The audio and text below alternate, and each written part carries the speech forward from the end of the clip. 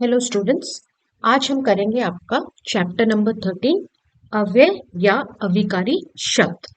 अब स्टूडेंट्स, ये चैप्टर शुरू करने से पहले मैं आपसे रिक्वेस्ट करूंगी कि आप डायरेक्टली अभ्यास पर ध्यान मत दीजिए। आप पहले ये पूरा चैप्टर को समझिए, ताकि एग्जाम में जब आपको कोई डिफरेंट तरीके के सवाल आए रिलेटेड टू अव्यय या अविकारी शब्द, अगर आपके कॉन्सेप्ट्स क्लियर होंगे तो आप उसको आराम से सही उत्तर दे सकेंगे। इसीलिए इस चैप्टर को पहले ध्यान से समझिए और फिर अभ्यास जो नीचे दिया गया है उसके उत्तर देखिए। तो शुरू करते हैं अव्यय या अविकारी शब्द। अब देखिए, नीचे दिए गए शब्दों में से अविकारी शब्दों पर गोला लगाइए। इसको आप खुद करेंगे ये चैप्टर समझने के बाद। मैं ये चैप्टर आपको पहले समझा दूं, फिर आप ये गोले बनाएंगे इसमें खुद से। पढ़िए और समझिए। अब हम जानेंगे अव्यय किसे कहते हैं। अव्यय शब्द जो है बच्चों, वो अ प्लस व्यय से मिलकर बना है, जिसका अर्थ है जिसका कुछ भी व्यय न होता हो, अर्थात वह जैसा है वैसा ही बना रहता है। वास्तव में अव्यय शब्द जब वाक्य में प्रयुक्त होते हैं तो इनका रूप नहीं बदलता, या इनके रूप में किसी भी तरह का विकार या चेंज नहीं आता, और ये जैसे हैं वैसे ही बने रहते हैं। तो हमने क्या समझा, अव्यय क्या है? अव्यय शब्द जो है वो दो वर्ड से बना हुआ है, एक है अ और व्यय। ये अ और व्यय मिलके बनते हैं आपका अव्यय शब्द, जिसका अर्थ है कि जैसा भी हो वैसा ही रहता है, जिसका कुछ भी व्यय या विकार नहीं आता है, अर्थात वह जैसा है वैसा ही बना रहता है। अब कुछ उदाहरण के साथ हम इसे देखेंगे। बच्चा बाहर बैठा है। अब बच्चों, इस वाक्य में बाहर शब्द जो है आपका अव्यय है। देखते हैं दो वाक्यों में उसका प्रयोग करके वो कैसे नहीं बदलता, उसमें कोई व्यय या विकार नहीं आता। लड़की ने बाहर से आवाज दी, आप घर के बाहर पहुंचिए। अब देखिए, इन दोनों वाक्यों में हमने बाहर शब्द का प्रयोग किया। इसमें कोई भी विकार नहीं आता है, उसका मतलब जैसा है वैसा ही रहता है। जब भी वाक्यों में ये प्रयुक्त किया जाएगा, इनके रूप में कोई परिवर्तन नहीं होगा। जैसे बाहर का कोई और एक्सटेंशन वर्ड नहीं है, वो बाहर बाहर बन के ही रहता है। आज बारिश आएगी। कल से आज तक कोई नहीं आया। आपने आज क्या खाया? चूंकि इनके रूप में कोई परिवर्तन नहीं होता, इसलिए इनको अविकारी शब्द भी कहते हैं। जैसे फॉर एग्जाम्पल मैं बताती हूँ आपको। जैसे इंग्लिश में ग्रामर में हम पास्ट टेंस को चेंज करते हैं, एक रूट फॉर्म ऑफ वर्ब जो होता है, जैसे कि ईट, ईट हो जाता है आपका पास्ट टेंस में ईटन, ठीक है, या फिर एट, ठीक है। अब वैसे ही कुछ शब्द हिंदी ग्रामर में है जो कोई भी फॉर्म में चेंज नहीं होते या विकार उनमें नहीं आता है, चाहे किसी भी वाक्य में आप प्रयोग कीजिए, वो जैसा है जिस फॉर्म में है वैसे ही रहेगा। ऐसे शब्दों को हम अव्यय शब्द बोलते हैं, ठीक है। अब अव्यय की परिभाषा अगर आपको एग्जाम में पूछा जाएगा, आप इसको ध्यान से सुनिए। अव्यय वे शब्द है जिनके रूप में वाक्य में प्रयोग होने पर लिंग मतलब आपका जेंडर, पुल्लिंग स्त्रीलिंग, वचन मतलब बहुवचन एक वचन, पुरुष, काल, काल मतलब आपका टेंस आदि के प्रभाव से कोई परिवर्तन नहीं होता है। अव्यय वे शब्द है जिनके रूप में वाक्य में जब प्रयोग होते हैं तो जेंडर या फिर वचन या पुरुष या काल आदि के प्रभाव से उन शब्दों में कोई परिवर्तन नहीं होता है। इसको आप याद करेंगे।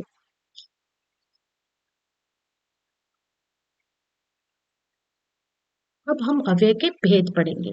अव्यय के 5 भेद हैं: क्रिया विशेषण, संबंध बोधक, समुच्चय बोधक, विस्मयदी बोधक और निपात। क्रिया विशेषण जिसको हम एडवर्ब बोलते हैं, हम पहले वाले चैप्टर में डिटेल में इस चैप्टर पे डिस्कशन हो चुका है। अगर आपको कोई डाउट है आप उस वीडियो को भी रेफर कर सकते हैं। आइए पढ़ते हैं क्रिया विशेषण जो अव्यय का पहला भेद है उसके बारे में। जिस तरह विशेषण शब्द संज्ञा तथा सर्वनाम शब्दों की विशेषता बताते हैं उसी तरह क्रिया की विशेषता बताने वाले शब्द क्रिया विशेषण कहे जाते हैं। अब जिस भी वाक्य में हम पहले देखेंगे आपका संज्ञा या सर्वनाम कौन है। अब संज्ञा या सर्वनाम इंग्लिश में क्या है? नाउन या प्रोनाउन। अब ये नाउन या प्रोनाउन को इंग्लिश में जो भी वर्ड डिस्क्राइब करता है उसके बारे में बताता है या विशेषता बताता है उसे हम एडजेक्टिव बोलते हैं इंग्लिश में, और हिंदी में उसी वर्ड को हम विशेषण बोलते हैं। ठीक है, संज्ञा या सर्वनाम की विशेषता बताता है विशेषण, वैसे ही क्रिया जो हमारा वर्ब है की विशेषता बताने वाले शब्द को क्रिया विशेषण या एडवर्ब कहा जाता है। संज्ञा या सर्वनाम का विशेषता कौन बताता है? विशेषण एडजेक्टिव। और क्रिया की विशेषता बताने वाला शब्द क्रिया विशेषण या एडवर्ब। ठीक है, कुछ एग्जाम्पल्स के साथ, उदाहरणों के साथ वाक्यों के रंगीन छपे शब्द देखिए। इतनी जोर से मत चिल्लाओ। अब ये बच्चा क्या कर रहा है या जो भी है वो क्या कर रहा है, इसमें क्रिया क्या है? चिल्लाना। वो कैसे चिल्ला रहा है, हमें कौन सा शब्द बता रहा है? जोर से। इसीलिए यह जो चिल्लाना क्रिया की विशेषता बताता है हमारा क्रिया विशेषण जोर से। अब दूसरा वाक्य देखिए, मेरे घर आज कोई आने वाला है। आने वाला है, आने इज योर क्रिया। अब कब आने वाला है? आज आने वाला है। तो ये जो आना क्रिया है उसकी विशेषता बताता है आपका क्रिया विशेषण आज। अब तीसरा वाक्य देखिए, वह उधर क्यों खड़ी है। खड़ा होना आपका क्रिया है। कहाँ पर खड़ा है? उधर। ठीक है, तो क्रिया विशेषण हुआ आपका उधर। जो क्रिया पहले आप सेंटेंस में क्रिया को ढूंढेंगे। अब क्रिया की विशेषता कि वो कहाँ कब कैसे क्या कर रहा है वो बताएगा आपका क्रिया विशेषण। अब फोर्थ वाला देखिए, कम बोलोगे तो सुखी रहोगे। बोलना आपका क्रिया है। कितना बोलना? कम बोलना। तो ये बोलना जो क्रिया है उसकी विशेषता बता रहा है हमारा क्रिया विशेषण कम। ठीक है, प्रस्तुत वाक्यों में आए जोर से आज, उधर, कम शब्द अपनी अपनी क्रियाओं की विशेषता बता रहे हैं। क्रिया की विशेषता बताने के कारण ये शब्द क्रिया विशेषण कहलाते हैं। मैंने ये 4 वाक्यों आपको अच्छे से समझाया। यहाँ पर पहले आप क्या ढूंढेंगे? क्रिया ढूंढेंगे। क्रिया की विशेषता बताने वाला शब्द ढूंढेंगे, उसके बाद जो आपका क्रिया विशेषण कहलाएगा। अब क्रिया विशेषणों के द्वारा क्रिया की विशेषता कई प्रकार से बताई जाती है। जैसे क्रिया के घटित होने का स्थान, क्रिया कहाँ घटित हुई, क्रिया के घटित होने का समय, क्रिया कब घटित हुई, क्रिया के घटित होने का तरीका या रीति कि क्रिया कैसे घटित हुई, और क्रिया के घटित होने का परिमाण या मात्रा बताकर कि क्रिया कितनी मात्रा में घटित हुई। तो इन 4 तरीकों से क्रिया की विशेषता हमें अपना क्रिया विशेषण बताता है। अब इन्हीं आधारों पर क्रिया विशेषणों के निम्नलिखित भेद सामने आते हैं। एक है आपका स्थानवाची क्रिया विशेषण, दूसरा है आपका कालवाची, तीसरा रीतिवाची और चौथा परिमाणवाची, जो हम डिटेल में पढ़ने वाले हैं। पहला करेंगे स्थानवाची क्रिया विशेषण। जिन क्रिया विशेषण शब्दों से यह पता चलता है कि क्रिया कहाँ, देखिए स्थान मतलब कहाँ, वेर, या किसी स्थान पर घटित हुई, वे क्रिया विशेषण शब्द स्थानवाची क्रिया विशेषण कहलाते हैं। जैसे यहाँ, वहां, ऊपर, नीचे, इधर, उधर, बाहर, ये बाहर होगा, भीतर, दूर, पास, निकट आदि। अब हम स्थानवाची क्रिया विशेषण को कैसे पहचानेंगे? स्थानवाची क्रिया विशेषणों की पहचान करने के लिए क्रिया पर कहाँ शब्द से प्रश्न करना चाहिए। स्थान मतलब जगह, कहाँ, कहाँ प्रश्न के उत्तर में जो शब्द मिलते हैं वे स्थानवाची क्रिया विशेषण होते हैं। जैसे वहां कभी मत जाना। अब आप प्रश्न करेंगे कहाँ मत जाना, आपको उत्तर आएगा वहां। उस लड़के से दूर रहना। कहाँ रहना? दूर रहना। तुम कमरे के भीतर क्या कर रहे हो? कहाँ क्या कर रहे हो? उत्तर में भीतर। मैं नीचे जा रहा हूँ। तुम कहाँ जा रहे हो? नीचे। तो जिस क्रिया विशेषण हमें हमें स्थान के बारे में बताते हैं, जब हम प्रश्न करते हैं कहाँ और उत्तर में हमें कोई भी स्थान का उत्तर मिले जहां पर वो क्रिया घटित हुई है, तो वो हमें हमारा स्थानवाची क्रिया विशेषण की पहचान कहलाता है।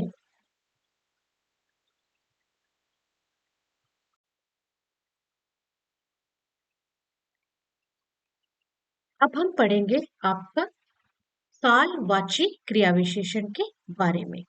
कालवाची, काल शब्द का क्या मतलब होगा जरा सोचिए।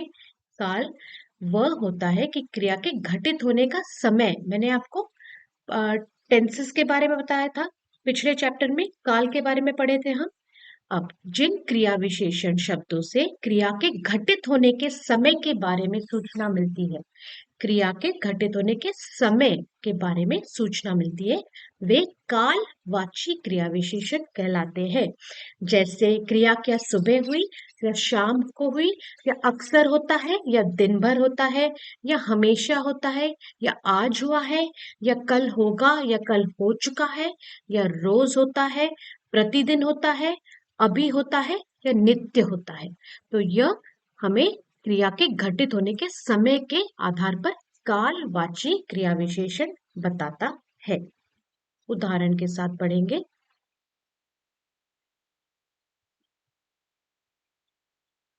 इसकी पहचान कैसे करेंगे?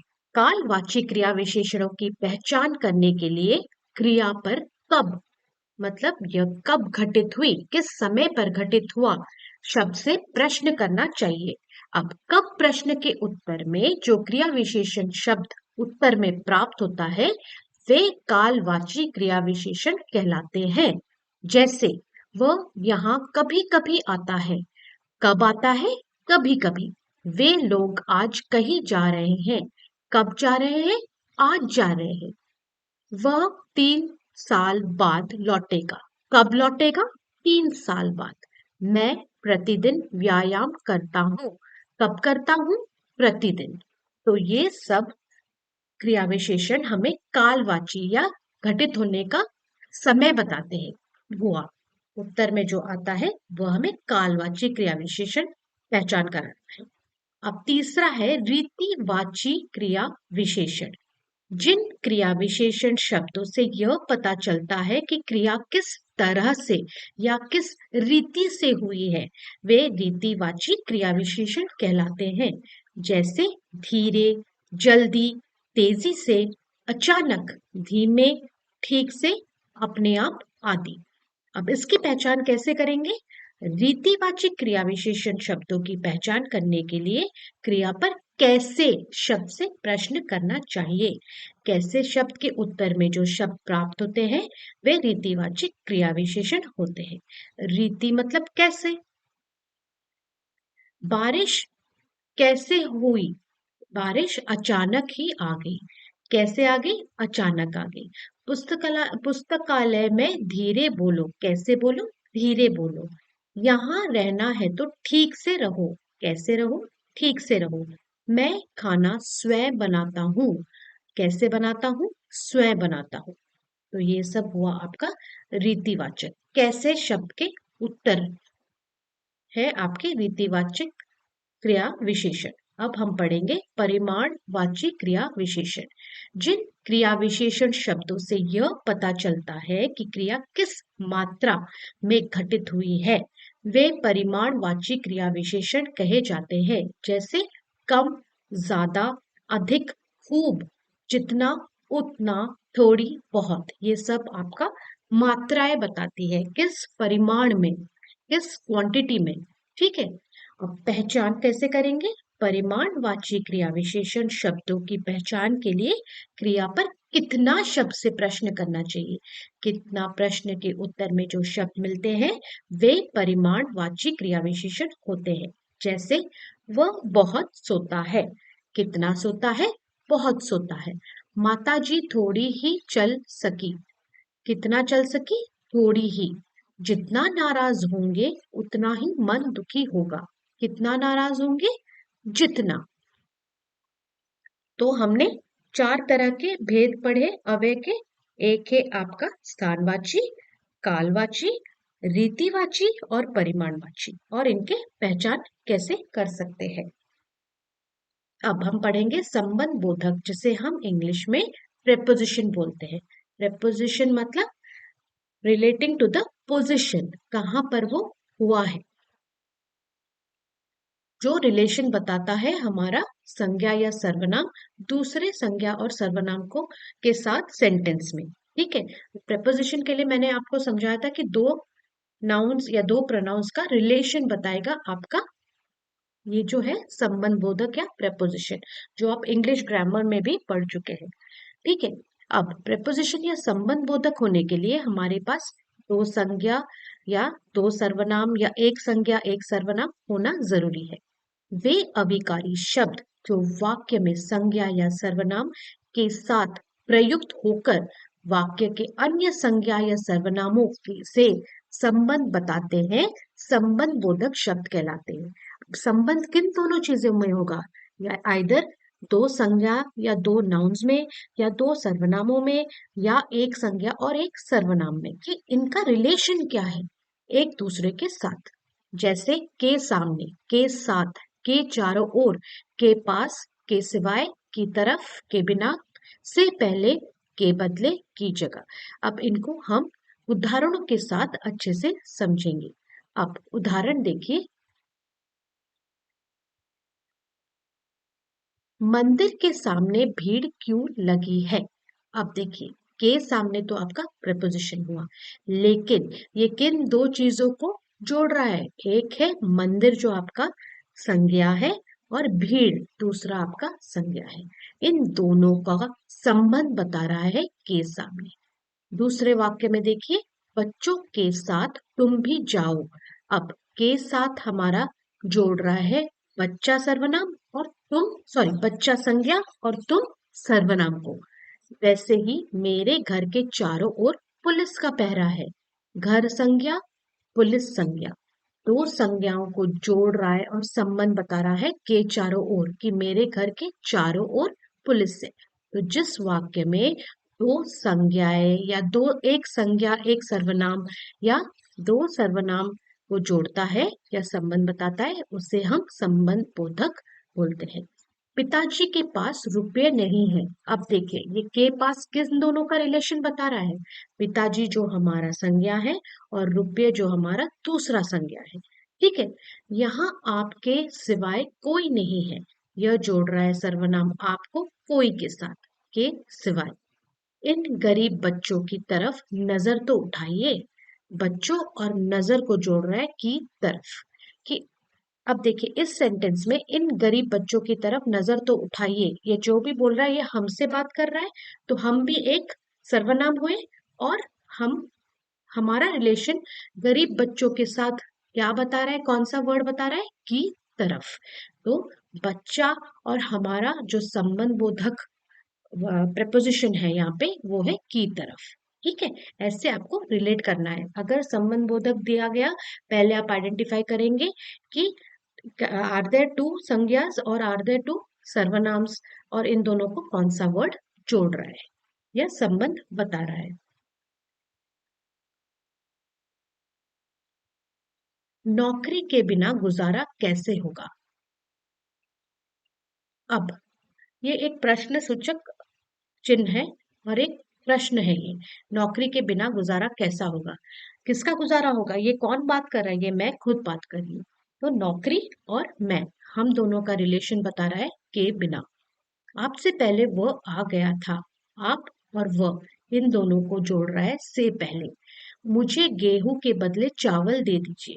गेहूं संज्ञा, चावल संज्ञा, इन दोनों को जोड़ रहा है के बदले, तो संबंध बोधक कहलाता है के बदले। इनके अलावा कुछ और भी संबंध बोधक है जिनका प्रयोग भाषा में किया जाता है, जैसे के साथ, के संग, के बारे, के विषय में, से लेकर, से तक, के विपरीत, के अनुसार, के अनुकूल आदि। नेक्स्ट हम पढ़ेंगे समुच्चय बोधक कंजंक्शन। कंजंक्शंस को इंग्लिश में लिंकिंग वर्ड्स या जॉइनिंग वर्ड्स भी बोलते हैं। जो अवय दो शब्दों, दो वर्ड्स को, दो पदबंधों, दो वाक्यांशों या दो वाक्यों को जोड़ने का कार्य करते हैं।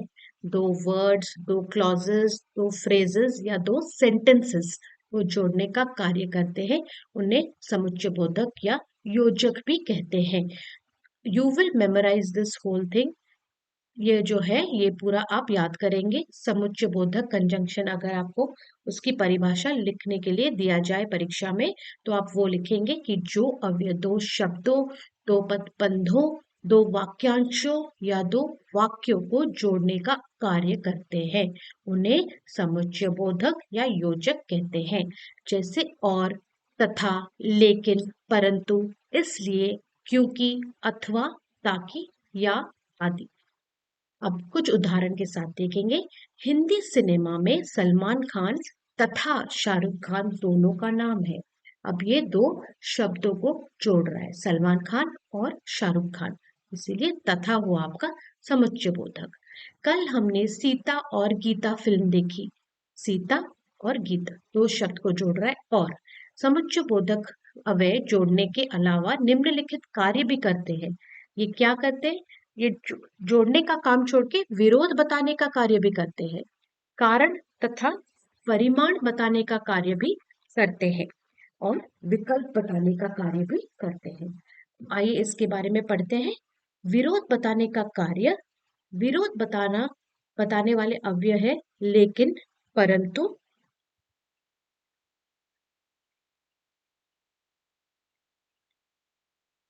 मगर, अपितु, बल्कि, किंतु आदि। जैसे मैं आपके साथ चलूंगा, पर, परंतु, लेकिन कोई भी लग सकता है यहाँ पे। आपको मेरी बात माननी होगी, जिनका कोई कंडीशन हो, ऑपोजिट होगा इसका। अगर आपने ये किया तो मैं ये करूंगा। कहा था समय से आ जाना, मगर वह सुनता ही कहाँ है। कारण तथा परिणाम बताने का कार्य, रिजल्ट। कारण तथा परिणाम बताने के लिए इसलिए, इस वजह से, ताकि, क्योंकि आदि अवयव का प्रयोग किया जाता है। जैसे मुझे भूख लगी थी, अतः या इसलिए खाना खा लिया। किसान हल चला रहे हैं ताकि अच्छी फसल हो।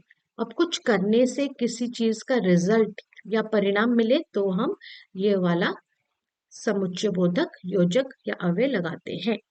अब विकल्प बताने का कार्य, दो वस्तुओं में विकल्प दिखाने के लिए प्राय या, या अथवा, नहीं तो आदि अवयव का प्रयोग किया जाता है। जैसे चाय पियोगे या कॉफी। अगर आपको दो विकल्प बताने का कार्य, विकल्प मतलब चॉइसेस, ठीक है, दो चॉइस दिया जाएगा, या तो पैसे वापस कर दो या इस महीने काम करो। तो दो चॉइस मिल रहा है आपको, या तो पैसे वापस कर लो या इस महीने काम करो। नेतागिरी मत करो, नहीं तो करियर खराब हो जाएगा। नेक्स्ट हम पढ़ेंगे विस्मयादि बोधक, इंटरजेक्शन जिसे बोलते हैं। अब ये वे अवयव है जो विस्मय या आश्चर्य, जो इंग्लिश में आपका एक्सक्लेमेटरी मार्क्स है, हर्ष, हैप्पीनेस, घृणा, हेट्रेड, दुख, सैडनेस, तकलीफ, कष्ट, पीड़ा आदि मन के भावों को व्यक्त करते हैं।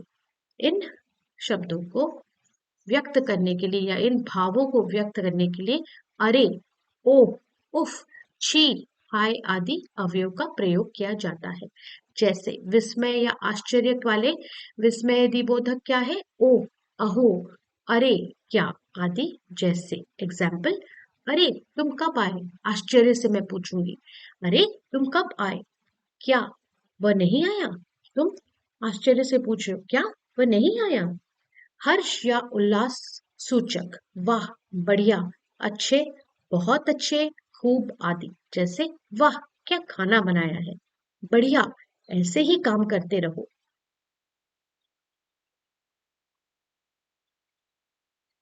शोक, पीड़ा, ग्लानि आदि सूचक। उफ, हाय, हाय राम आदि।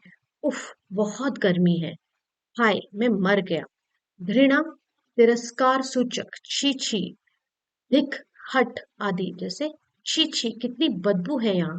हट, मुझसे बात मत कर। चेतावनी सूचक, बच के, सावधान, होशियार आदि जैसे बच के, ध्यान से जाओ। होशियार, गली गली में चोर है। तो हमने क्या सीखा इस चैप्टर में? जो शब्द क्रिया की विशेषता बताते हैं उसे क्रिया विशेषण कहते हैं। क्रिया विशेषण के मुख्य भेद स्थानवाची, कालवाची, रीतिवाची और परिमाणवाची क्रिया विशेषण है, जो कहाँ, कब, कैसे और कितने शब्द के प्रश्न के उत्तर में मिलते हैं। जो अविकारी शब्द वाक्य में संज्ञा या सर्वनाम के साथ लगकर वाक्य के अन्य संज्ञा या सर्वनामों से संबंध बताते हैं उन्हें हम संबंध बोधक कहते हैं।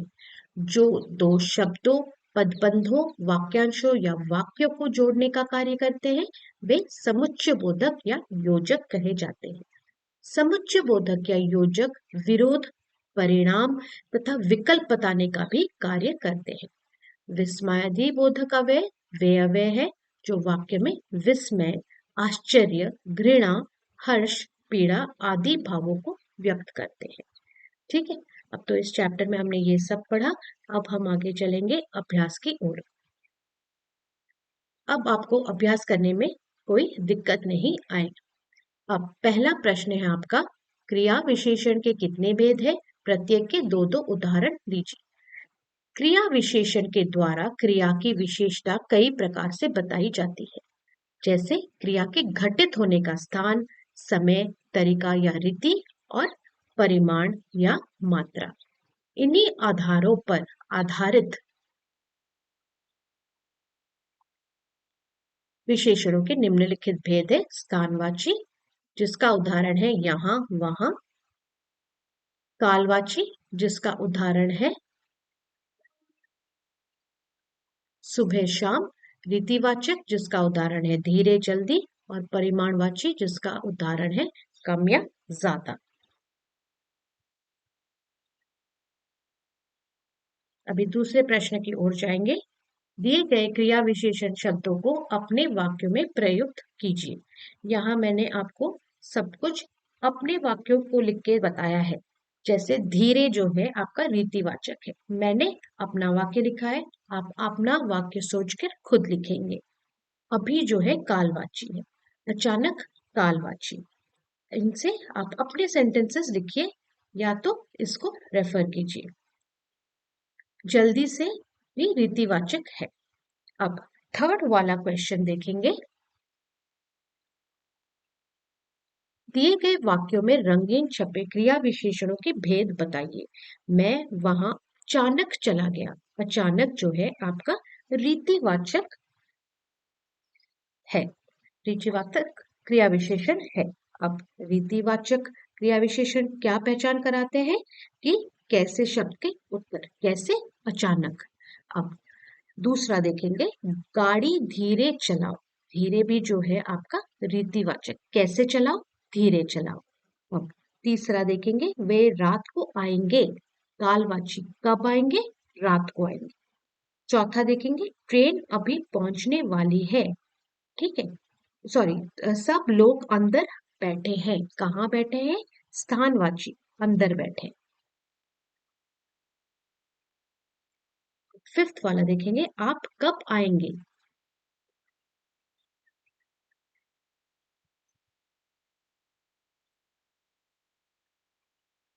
कब जो है आपका कालवाची है। ट्रेन अभी पहुंचने वाली है। ट्रेन अभी पहुंचने वाली है। ट्रेन कब पहुंचने वाली है? कालवाची का उत्तर अभी। सेवेंथ, जल्दी करो वरना ट्रेन निकल जाएगी। रीतिवाचक, क्या करो, जल्दी करो। वह ध्यान से काम कर रहा है। रीतिवाचक, कैसे काम कर रहा है, ध्यान से काम कर रहा है। अभी चौथा वाला हम देखेंगे। फोर्थ क्वेश्चन, सही अथवा गलत का निशान लगाइए। क्रिया विशेषण भी विकारी शब्द है, यह गलत है। क्रिया विशेषण अविकारी शब्द है। दूसरा, रीतिवाचक क्रिया विशेषण का पता क्यों प्रश्न से लगता है? नहीं, रीतिवाचक क्रिया विशेषण का पता कैसे शब्द से लगता है। स्थानवाची क्रिया विशेषण जानने के लिए क्रिया पर क्यों शब्द से प्रश्न करना चाहिए? नहीं, ये भी गलत है, क्योंकि स्थानवाची का पहचान हमें कहाँ शब्द से होता है। कालवाची क्रिया विशेषण का पता कब प्रश्न से लगता है? यह सही है। क्रिया विशेषण शब्द संज्ञा शब्दों की विशेषता भी बता सकते हैं? नहीं, संज्ञा शब्दों की विशेषता हमें विशेषण बताता है, क्रिया की विशेषता हमें क्रिया विशेषण बताता है। वाक्यों के दो संज्ञा या सर्वनाम शब्दों के बीच संबंध बताने वाले अव्यय समुच्चय बोधक कहलाते हैं। यह सही है। समुच्चय बोधक जोड़ने के अलावा विरोध बताने का कार्य भी करते हैं। सही है। विस्मयादि बोधक अव्यय विभिन्न मनोभावों को व्यक्त करते हैं। ये भी सही है। अब क्वेश्चन नंबर 5, निम्नलिखित समुच्चय बोधक अवयवों को अपने वाक्यों में प्रयोग कीजिए।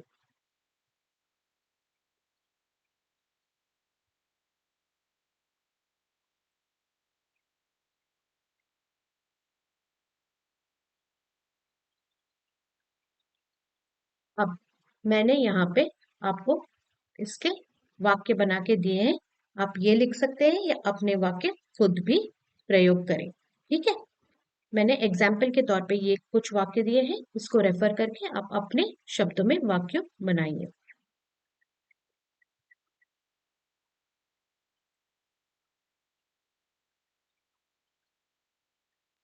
अब सिक्स्थ वाला क्वेश्चन करेंगे। निम्नलिखित विस्मयादि बोधक अवयव में से उचित को चुनकर वाक्य पूरे कीजिए। आपको वो बॉक्स में दिए गए विस्मयादि बोधक अवयव दिए गए हैं, जैसे सावधान, उफ, अच्छा, अरे, छी, शाबाश, वाह। अब इनको इनमें से चुनकर हम इन वाक्यों में जो ब्लैंक्स है उनमें भरेंगे। जैसे पहला आपका है, वाह, चोर पकड़ा गया। दूसरा, अरे, उसने तो कमाल कर दिया। तीसरा, उफ, दर्द के मारे सर फटा जा रहा है। चौथा, छी, इतनी गंदी जगह क्यों लेकर आए हो। पांचवा, शाबाश, इसी तरह परिश्रम करते रहो। सिक्स्थ, सावधान, वरना गोली लग जाएगी। सेवन, अच्छा, अब मैं चलता। तो ऐसे आप ये विस्मयादि बोधक अवयव को उचित स्थान में भरेंगे। अभी सेवेंथ वाला देखेंगे। वाक्यों में रिक्त स्थानों की पूर्ति उचित संबंध बोधक अवयव से कीजिए। मेरे स्कूल डैश एक सिनेमा घर बन रहा है। मेरे स्कूल के निकट। मंदिर डैश दर्शनार्थियों की लंबी लाइन लगी है मंदिर के बाहर। तुम्हें अब अध्यापक के अलावा कोई नहीं बचा सकता। इलाज के बिना वह ठीक नहीं हो सकती। खेलते खोलते जाओ बक्से के अंदर बक्सा निकलेगा। अपराधी के साथ पुलिस का व्यवहार ठीक नहीं था। तो इसके साथ हम we come to the end of your chapter. ये अवय चैप्टर हमने कंप्लीट किया, जिसमें हमने अवय क्या है पढ़ा, अवय के भेद पढ़े और संबंध बोधक के बारे में पढ़ा, समुच्चय बोधक के बारे में पढ़ा और विस्मयादि बोधक के बारे में पढ़ा और इस चैप्टर का अभ्यास भी किया। If you like my channel students, please like, share and subscribe जरूर कीजिए। नोटिफिकेशन बटन को ऑन रखिए ताकि नेक्स्ट वीडियो डालूं तो आप नोटिफाई हो सकते हैं। जो बेल आइकन है उसको ऑन रखिए so that you can study from my video. Thank you students. Please subscribe.